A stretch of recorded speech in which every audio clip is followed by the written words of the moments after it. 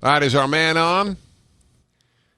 Because I have one of the best-known American political thinkers on, and we're going to talk about his book and about his thoughts on this. Dick Morris, are you there?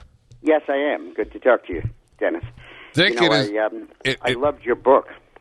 Well, I thank you. I thanked you, though you didn't know this. I thanked you privately. Okay. And I'm thanking you publicly for all the attention you gave it. It means a great deal to me. It was an incredibly good book. It really, of all of the conservative books, this is one of the absolute best. Well, that's a big deal coming from you, and I had no idea you'd even mention it, which is very kind of you since I'm here to mention your book. Okay. But thank you. Again, to my listeners, it's, of course, still the best hope why the world needs American values to triumph. But we are now talking to Dick Morris, who's a sort of household word now, and you've earned it. You work very hard at what you do, and you're good at your craft. And you and your wife have put out Here Come the Black Helicopters, UN Global Governance and the Loss of Freedom. This, I want to tie this in so that people understand why this is so significant to me. Remember, I have defined the American value system, what I call the American Trinity, as liberty, in God we trust, and e pluribus unum. E pluribus unum means nationalism.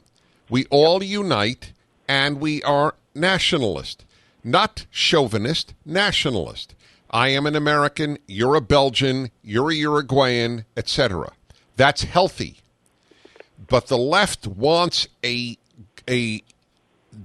essentially the death of national identity, and the UN is only too happy, and the pro-UN folks are only too happy to supplant it. That's why this book by Dick Morris is that important.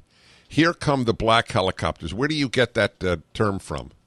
Well, it was invented by the militiamen who had this paranoid fantasy that black helicopters would come and guys with blue helmets would jump out and take over America.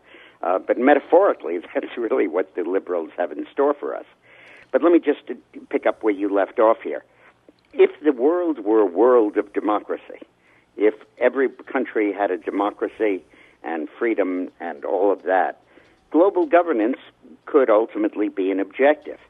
But the problem is that the reason the UN and the liberals and the bureaucrats are supporting global governance is to avoid democracy, to work around democracy and let the elites plan our future and tell us how to live.